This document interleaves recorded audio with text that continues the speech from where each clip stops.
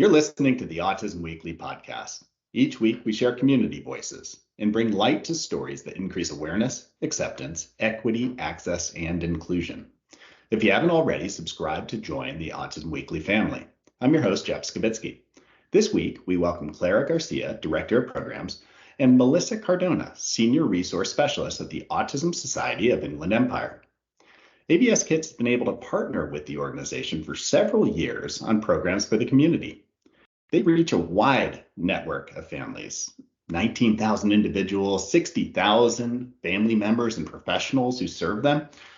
And they do this in their area with autism support, education, and connection opportunities. Clara and Melissa bring lots of knowledge and experience to our discussion today about building community wherever we are. Welcome to the podcast. Thank you for having us. Well, I'm excited to be able to chat with you all today because the idea of inclusion, the idea of community supports, I think that is something that a lot of communities have a hard time with.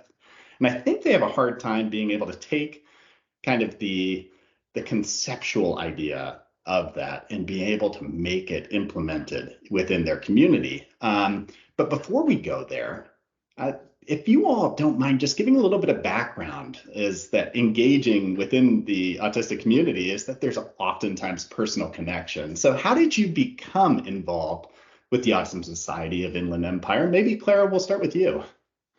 Thank you. So I'm Clara Garcia, Director of Programs for the Autism Society of Inland Empire. And I got involved because I have two children on the spectrum.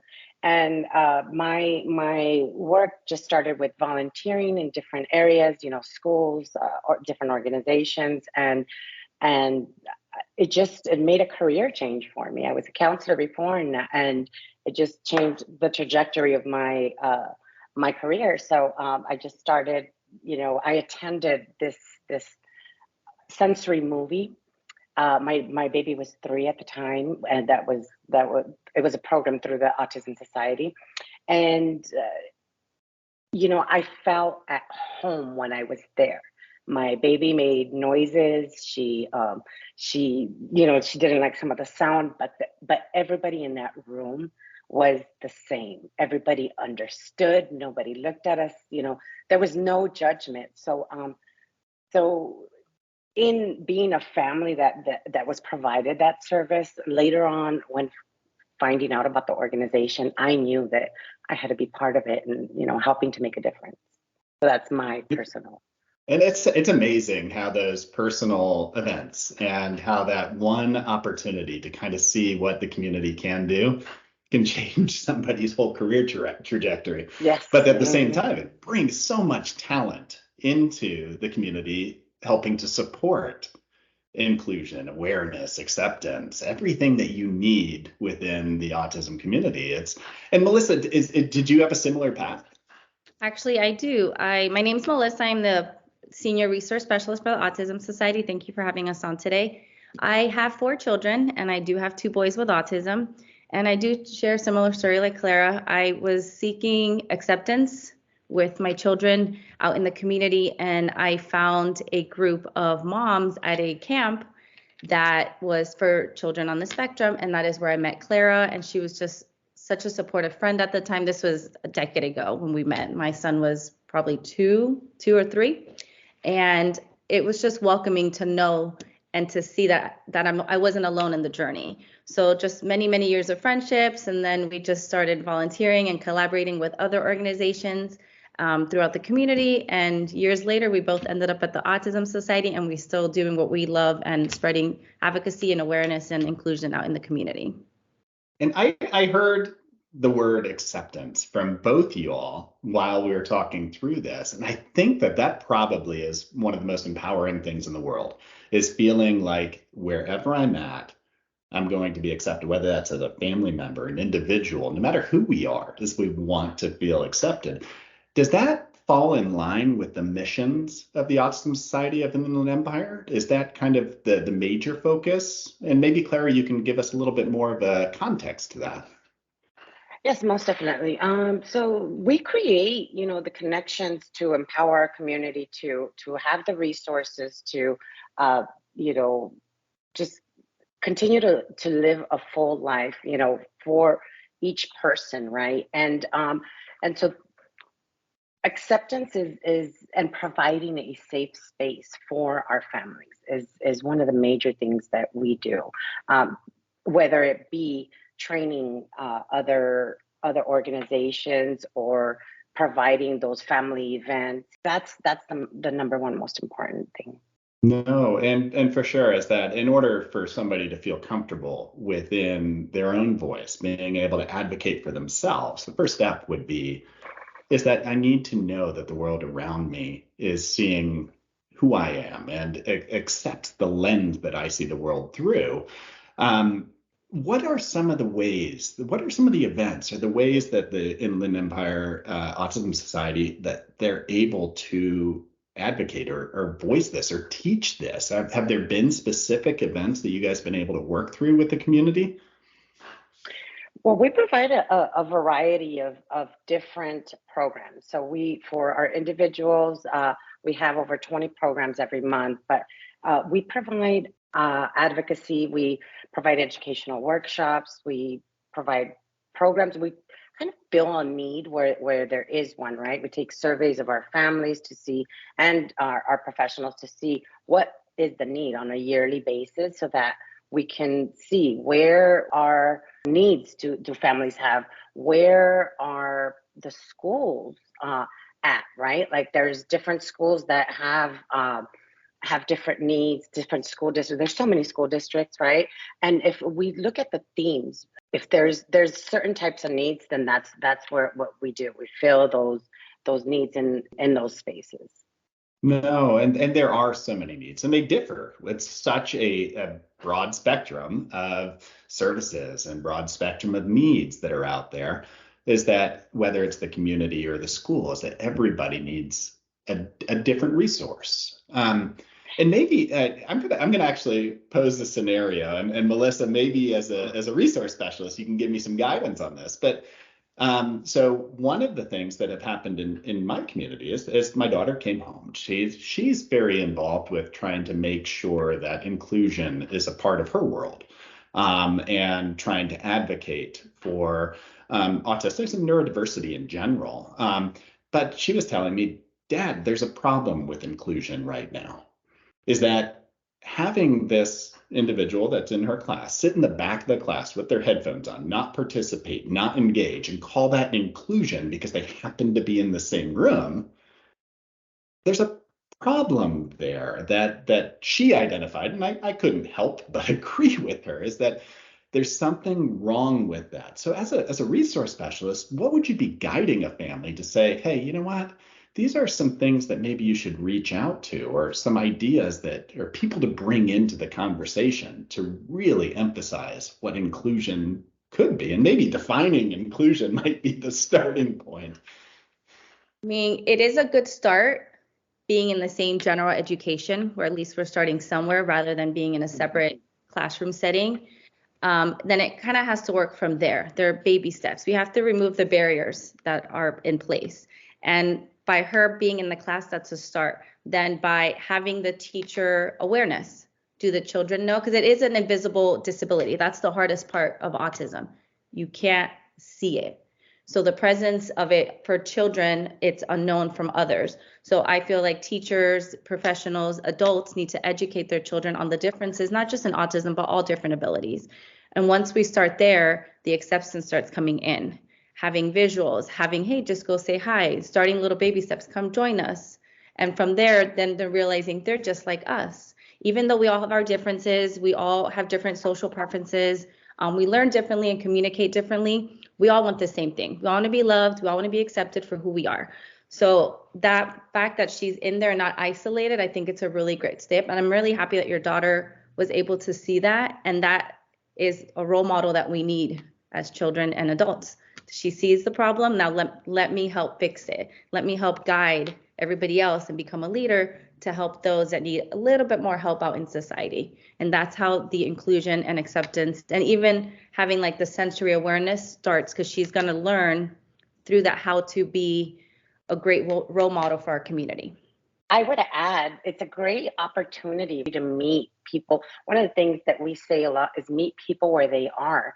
Um, and it was a great opportunity for your daughter to come and say to you, this is what's going on, and a great opportunity for you to ask, right, questions without blaming or without, like Melissa said, there the start is there already. So it's like, what can I do to support? Let's say I have all these autism resources. What can I do to support, you as a teacher, or to teach about inclusion, or just kind of the community in general. This is where we can start asking questions instead of saying, this is, and sometimes that's necessary, right, for advocacy. This is not right.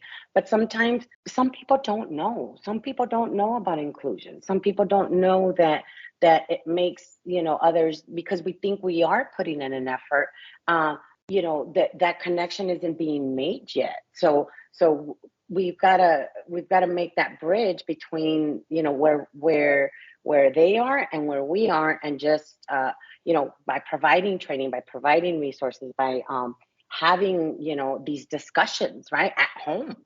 At home is where it starts, by having these discussions with, if you're a member of a board, or if you're a member of, of your community social rec department. So that's where you can make those connections and start talking, like bringing those issues to the table. And sometimes it's just a matter of conversation instead of, why isn't this being done? It's like, oh, how can we make this happen? Yeah. And I think that even the term inclusion is one that needs to be a conversation around it. There needs to be a real discussion, because the way that I see inclusion, and I mean, if I were to be asked to define it, I'd be looking at, okay, so what inclusion to me is empowering somebody to contribute and participate in whatever environment they want to be in to the best of their ability. And that's the way that I see inclusion, but that takes resources. Others might see inclusion as, I just want somebody to be present or to be in the environment, but maybe participation isn't the goal. Maybe it's just having opportunity to be there is enough. What is it the way that maybe the Autism Society of Inland Empire, what is the way that you all look at inclusion when you're looking at community access, when you're looking at even school access? How would you even define that when you're talking to a family? Well, it looks different for each family member.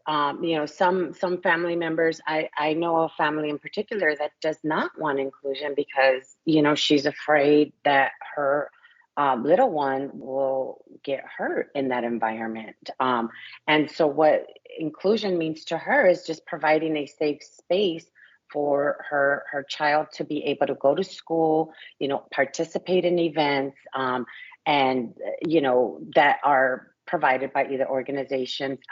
And so that's her form of inclusion, having enough, like you're saying, supports like respite and any other kind of supports needed at home. That's what it looks like for her. But, and I'll speak for myself, inclusion is looks a little bit different, where I want to include my children in activities. And I'll tell you, it goes two ways too. I want to include my children in activities that are like general population, right? And without having to say like, hey, that this person has autism, and I want them to be accepted. But the other part that I do want to talk about inclusion is that sometimes organizations, and which is why we try to always include the siblings in the family, because it all of us, right? All of us that are going through this, and sometimes the siblings aren't allowed into, we'll talk about art program, right? At the social rec.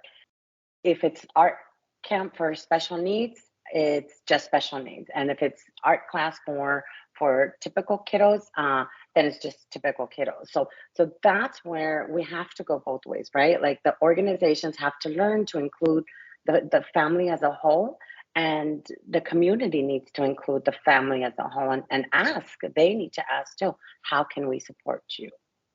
No, absolutely. And Melissa, in your role, when you're helping people to find the resources, is the first conversation really trying to get to that understanding of, where are you as a family? Like, What is it that you define these things as? What is your value system? What are you hoping for? Is that rather than bucketing people and saying you have to do this, you have to focus on this, is it really exploring what's important to that family structure? Yes, whenever I take a phone call, I always ask the families, what do you want? I can share my personal opinions, my goals in my children's life, but my goals are just my goals. It's not their goals. So we start off with, I meet them where they are. So I have families of children, teenagers, or adults. I start off with children, they're just at the beginning. And it's a very lonely beginning, and they're just looking for someone who understands, because their family members and their friends might not even know what autism is. And they don't know what it really is either. They just came from the doctors with a note. So we start off with short-term goals. I don't want them to look at, oh, what's going to happen in 20 years? What's going to happen as an adult? Because I know when my son was diagnosed, he was 18 months, and I'm like, oh gosh, he's never going to leave the house. Like, I thought 20 years from now, and that was hard, and I shouldn't have done that. I should have said, okay, let's me set short-term goals, so that way they're realistic goals, and I feel good to celebrate all the small accomplishments. So I kind of help them and guide them to feel okay, that it is a sad and hard journey, but it's a rewarding one at the end. And we get to see through them and how our children learn different. And they teach us so much, and it's just rewarding, and it's so crazy, like, wow, that's how they view it. And it's just, I don't know, it's such a cool thing to be able to experience along with them. I never meet them, I don't know their children, but I get to become a part of their lives, even if it's 10-15 minutes. And that part I really enjoy, and letting them know that you have someone, not just as an employee of the Autism Society, but as a parent who has gone through the journey. Like, I genuinely understand where you're at.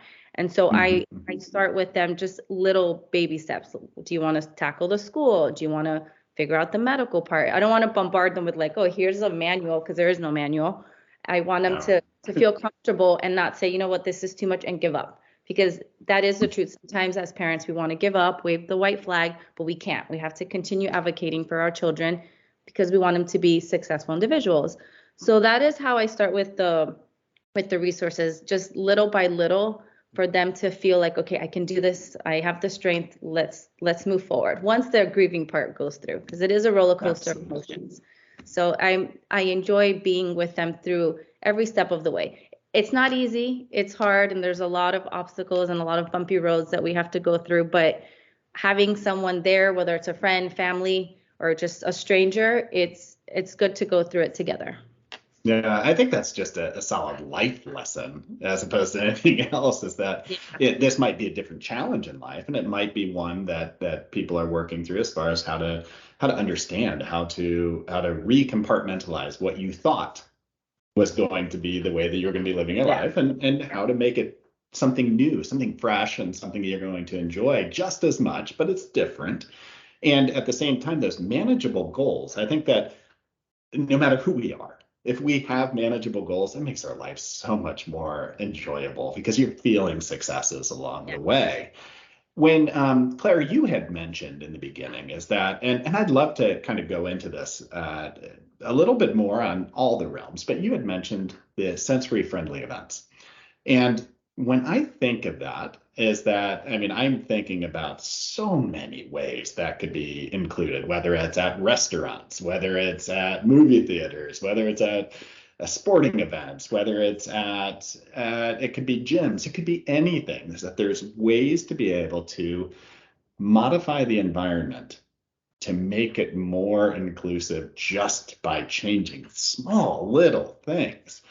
Is this something that you all have been able to successfully work with community partners on, to be able to create similar opportunities for everybody just by modifying small little nuances to how it looks?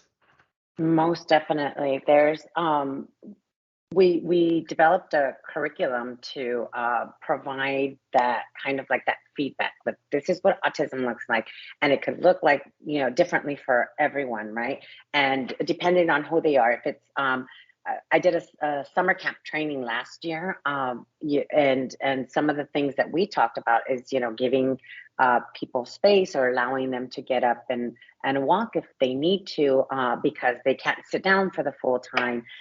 Just being able to put the conversation about who our families are. And I remember going to one golf place in the valley, and they were, they're like, we know we have kids on the spectrum. They won't tell us, but we know we do. So we need, to know what to do when these things happen. And all their instincts, because they're teachers, right? They're coaches. All their instincts were good and correct. And it was just kind of like giving them some like extra pointers or separating facts from myths, for them, that it was like, oh, okay, not all our kiddos are savant, or our adults are savant, right? They can struggle in different areas, not just because they one of the things that we hate to hear is like, well, they speak so well, right? It's like, yeah, but it doesn't mean that they're not struggling like with processing, or they're not struggling with the sensory, like with all the noises, and just being aware that that person could be struggling gives you a whole different perspective, and then that's what inclusivity is about, right? Just being able to be in these places, and it doesn't matter, right? It doesn't matter Mhm.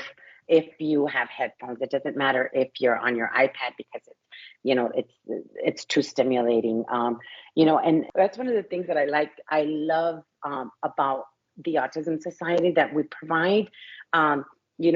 Melissa is putting on a program right now where they're going to go to an arcade, which is loud, right? It's Mhm. loud. But it's giving that opportunity to provide to again provide that safe space, but that space where, hey, you can practice this without judgment. Everyone else that's going to be there is in the same boat, and as we practice these typical activities, and then because we do exclusive events, right? And then we do practicing these activities, but then we go out into the community and talk about, hey, can you include us? And both of us are getting that experience, right? Our families are getting that experience, and so are the organizations out there. So And having just some of those myths debunked, or just kind of some of the things that maybe you ask yourself before responding, are so helpful. Is that if you take that situation of a child who may be wearing headphones, is that you have a couple assumptions society is going to make. One is, I can't approach this person. Well, that's probably not true. I mean, you can approach them, you can talk with them. They might be using that to be able to buffer some of the outside noise, but maybe they still do want to engage with you. And by you not approaching, maybe you're taking away that opportunity. Maybe their answer is, I ask. I ask them, hey, would you like to be a part of this? Or I ask a family member, is it all right if I include them? Is this something that they want to be able to engage in?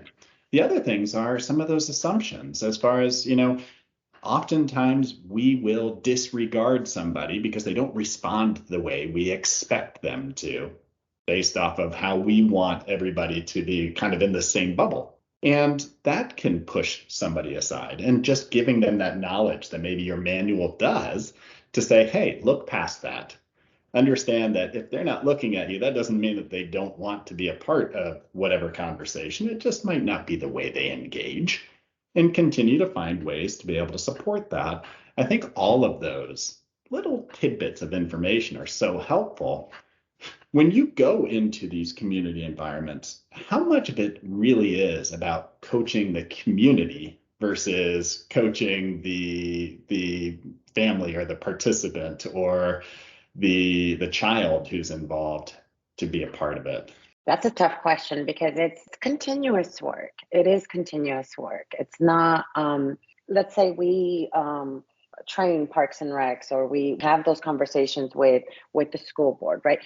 Different people are coming in, and we don't know what they know, and they don't know what we, or they might not know that we have all these resources. So it's a constant, like continuous artwork, right? You have to continue the work, the conversations, the collaborations, a piece all around that you have to continue to educate and listen to, right? One of the things that Melissa and our info and referral team do is they listen to all of the issues that are coming up.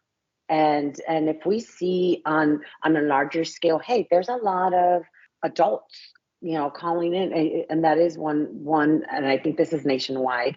They're not employed. Our adults are not employed. There's less programming, and so that's a point of advocacy. Then we start doing on a bigger scale, and that's continuous work. We've been working on that for many years. I know our executive director Beth that's her like main drive, and I mean she's gotten further along, but it's not a fast process, right? It's not a fast process to change legislation or a whole system. Yeah, and even unconscious bias is that, I mean, a lot of times is that somebody is extremely competent at whatever skill you're hoping that they're going to be able to do, but they might not interview well.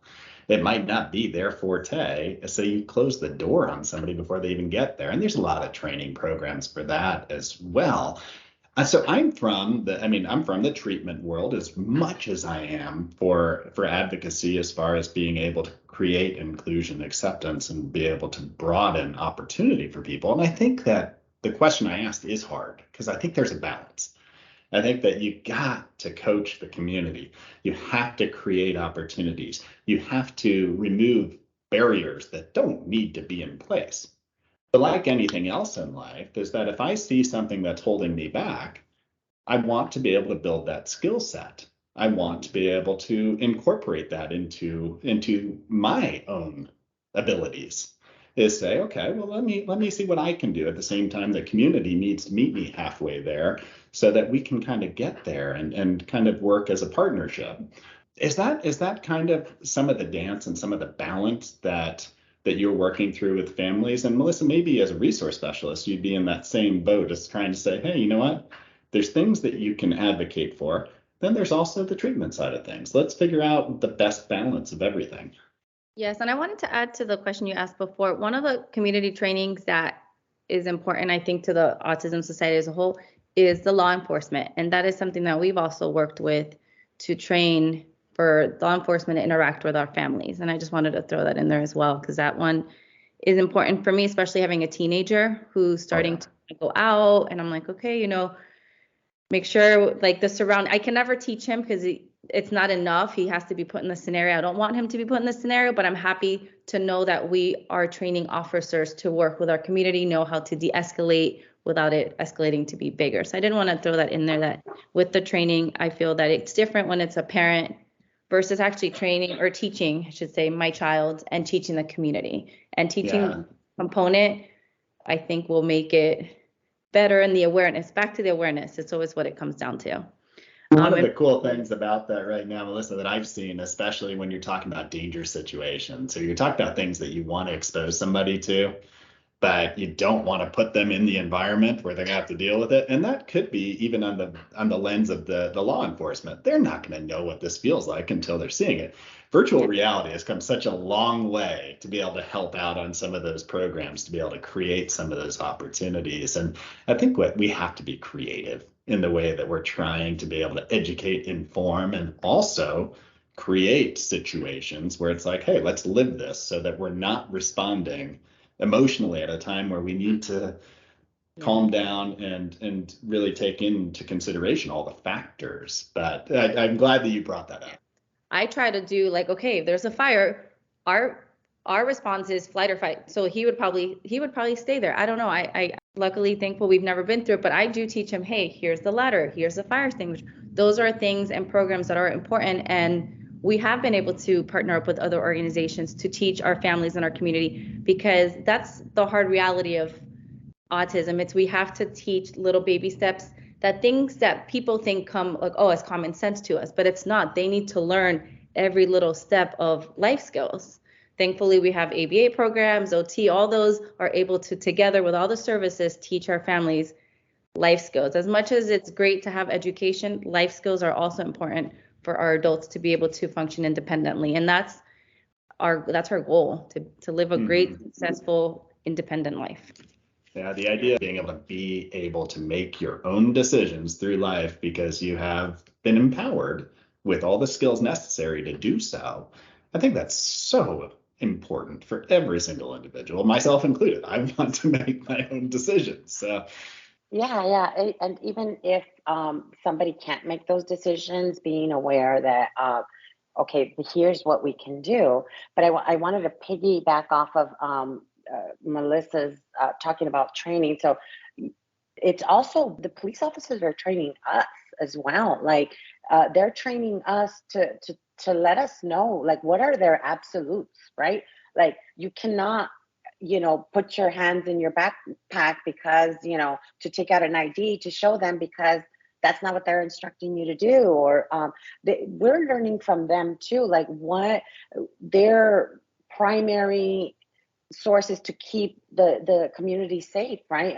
And don't call them if your kid won't do something, right? Like what they're training us. And more beautiful thing is that we have our adults on the spectrum come in and talk with the police officers, so they're getting that engagement, both of them. And it's just, that's been a wonderful collaboration as well, just with the police officers. And we're getting a lot of calls from different police officers. It's just like the understanding and hey, this is a resource, and they're sending them to us. And that's been, and thank you, Melissa, for bringing that up, because that's been a beautiful collaboration as well.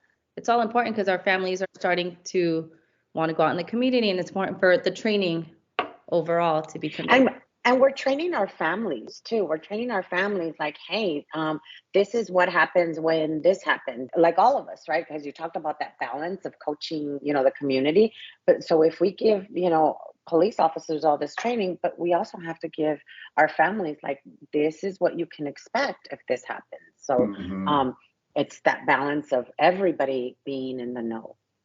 Yeah, and it sounds like you all as an organization have been able to kind of encourage that intersection of ideas where good decision making is typically done. It's not done on a one-way road going out of town. It's done where everybody's coming together and kind of almost at that town hall of, we're all going to meet here and figure out the best solution. So what is it that you all have on the horizon right now for 2023? Are there some big things that we should be looking at? Are there things that other organizations should be watching and maybe emulating as time goes on?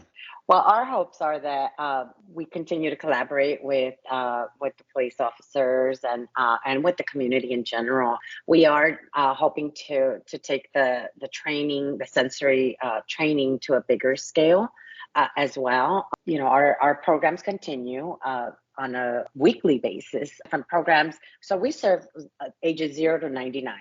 We have trainings for parents, educational workshops for professionals.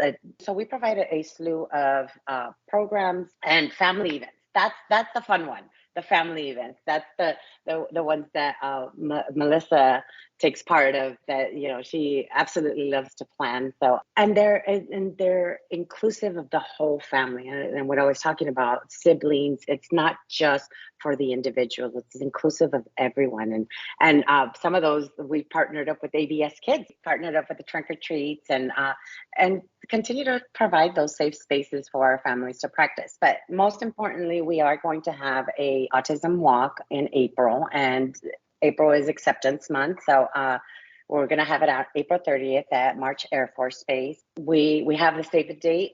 We'll have more details soon, but that'll be on our website. Yeah, and one of the things that I've been very excited about within the autistic community is the sharing of ideas, the sharing of resources, the ability to kind of piggyback off each other and not have to go through the learning experience again and again. So what would be the easiest way for folks to be able to learn about your events, whether that is another community partner, whether that is a family, a provider, or a self-advocate, to know, where I can go? And I mean, is there a Facebook page? Is there what's the best way to find all these resources? So we have all our social media here. And so we have ieautism.org. That's our website, and we do have a Facebook page, Facebook, Instagram, Facebook, all the social media.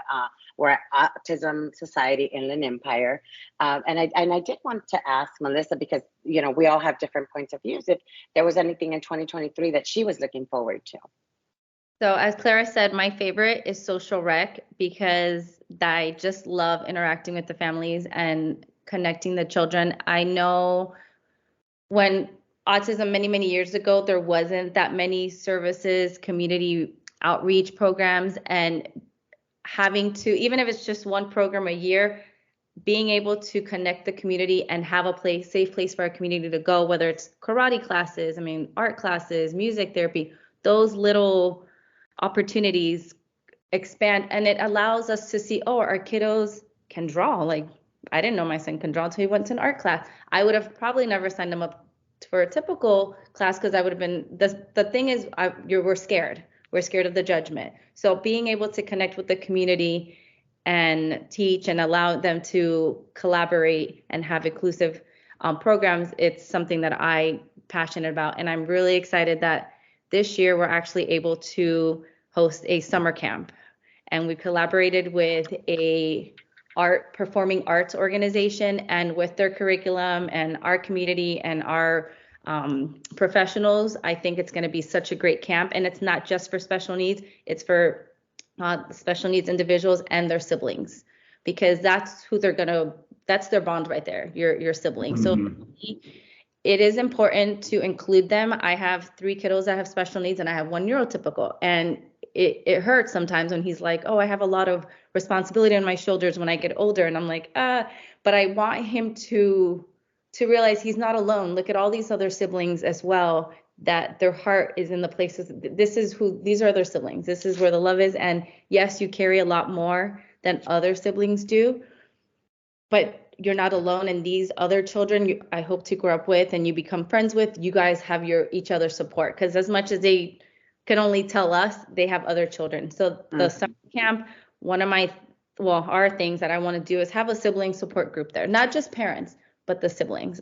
They're always excluded, and the Autism Society does not exclude the siblings. And I think they're an important part of the autism community as well. So that one is one of our big one, at least for me, the social rec part. Mm-hmm. We've started more in-person activities. Another one is, I don't know if it's nationwide, but I feel like here, there's not a lot of teens. The 13 to 17-year-old, everything ends at 12. So we've created a teen program, and it's been going well. They were so happy. We went to Purple Easel and did art, and just to see their faces, the language of love was the smiles. I had all on the spectrum of autism, and they all connected. None of them knew. I had 2 kids who communicated with their iPad. No one saw anything different. Just the smiles said it all. And that was just amazing. And I'm excited to continue forward with these programs.